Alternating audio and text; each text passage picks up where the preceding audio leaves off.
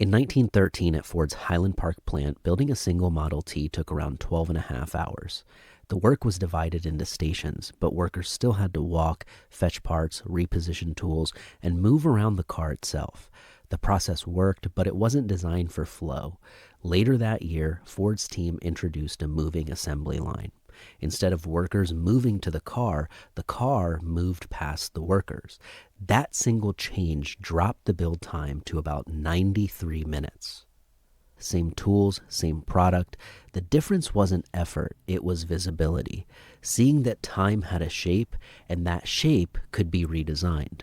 That's the real lesson of time investing. And if you talk to great investors, the ones who see behind the curtain of hundreds of founders, they'll tell you the same thing. One of the hardest things to get a founder to do is track their time. Everyone wants leverage, very few want visibility. When I heard that, it clicked immediately. I was like, wait, I actually enjoy doing this. And it took me back to my coaching years because food logs were always the hardest habit to get clients to do, even for just a few days. And it was easily the most transformative. Somewhere in those years, another habit formed.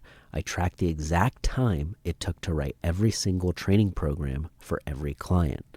Not just programming for an hour and a half, but which program, for which client, for which week. I did that for 3 years straight.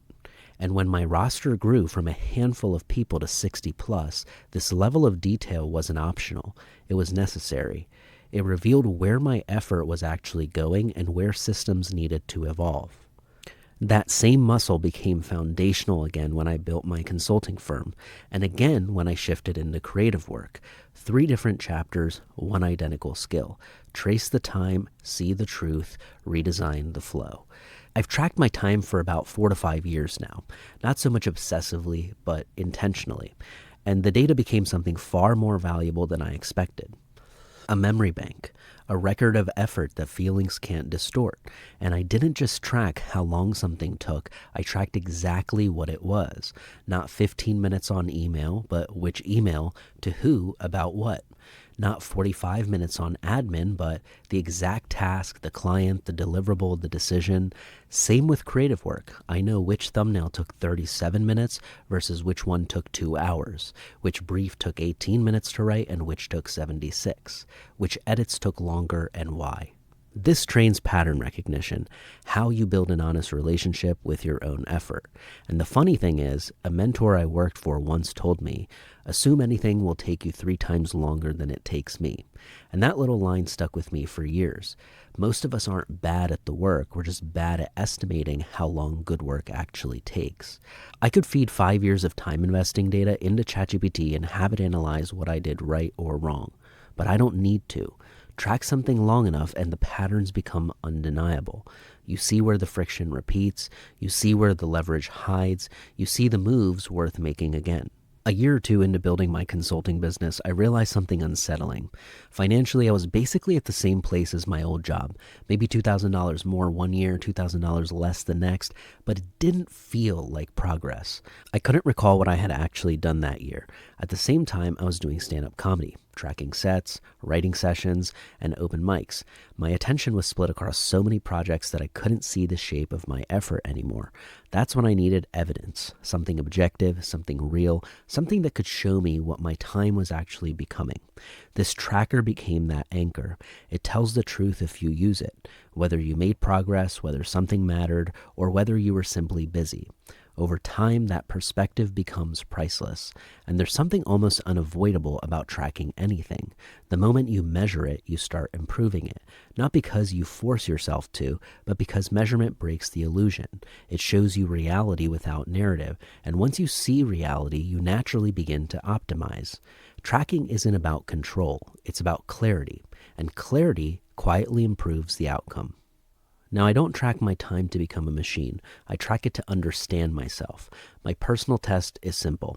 If I ever got dementia one day, would this tracker help me revisit the details of my life? That question forces clarity. It pushes me to track what actually matters. The work, the patterns, the reps, the seasons, the momentum. Your use cases might be different.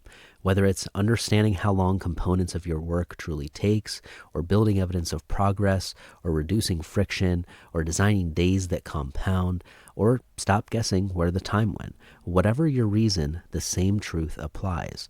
When you track your time even lightly, the assumptions disappear. You stop relying on mood. You stop gaslighting yourself about your effort. You start seeing reality, and reality is the only place leverage lives.